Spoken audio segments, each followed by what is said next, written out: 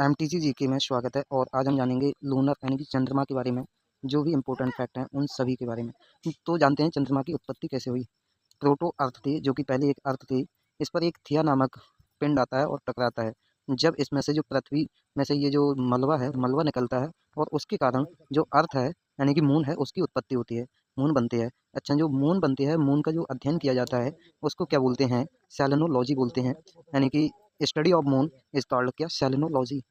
चंद्रमा का अध्ययन क्या? सेलेनोलॉजी कहलाता है। अब देखो, जॉइंट इम्पैक्ट थ्योरी कहती है थिया के साथ टक्कर से जो चंद्रमा है उसकी उत्पत्ति होती है। और उत्पत्ति किससे होती है? पृथ्वी पर जो मतलब मलबा बना था, वही मलबा इकट्ठा हो जाता है और वो मून बन जाता है।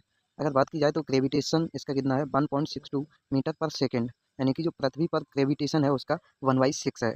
ठीक है। औसत दूरी है 3,84,400 किलोमीटर। और व्यास है 3, जो मून का व्यास है यानी कि चंद्रमा का व्यास है 3476 किलोमीटर है। और उपभू, उपभू का मतलब क्या होता है?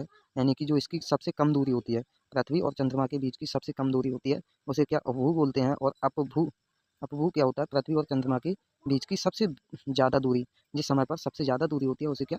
अपभू यानी कि अपोजी बोलते हैं। और पेरिजी मतलब सबसे पास का चंद्रमा। अब बात करते हैं विशेषताएं। जो मून है उसकी विशेषताएं क्या है? मून की विशेषताएं हैं कि इस पर कोई वायुमंडल नहीं है। क्या? इस पर कोई वायुमंडल नहीं है। अगर बात की जाए तो टाइडल लॉकिंग क्या होती है? जो चंद्रमा है, चंद्रमा का केवल 59% ही भाग दिखाई देता है। ये मतलब 27.3 दिन घूर्णन और परिक्रमण, इसका जो समय है वो इक्वल रहता है, जिस कारण ये एक टाइडल लॉक बनता है जिसमें ओनली 59% भाग दिखाई देता है एक समय पर। तो यही क्या कहलाती है? Tidal locking. ठीक है। और इसके बाद और विशेषताएं, विशेष घटना है यानी कि सुपरमून। सुपरमून की बात की जाए, सुपर मून में क्या होता है? पृथ्वी की ये सबसे करीब होता है, यानी कि उपभू की जो उपभू की कंडीशन होती है वो बनती है। मून 14% बड़ा दिखाई देता है और 30% अधिक चमकीला दिखाई देता है।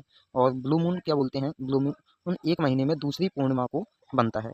अगर बात की जाए जीवाश्म ग्रह, यानी कि जो मून है इसे क्या बोलते हैं? जीवाश्म ग्रह कहते हैं। इसे कभी कभी कहा जाता है क्योंकि कोई मौसम नहीं है, यानी कि जब एटमॉस्फेयर नहीं है तो यहाँ पर क्या मौसम भी नहीं होगा।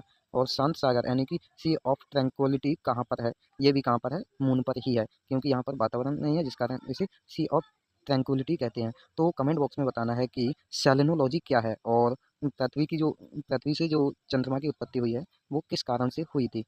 ठीक है। Thank you. मिलते हैं नेक्स्ट वीडियो में। वीडियो पसंद आए तो लाइक, शेयर एंड सब्सक्राइब।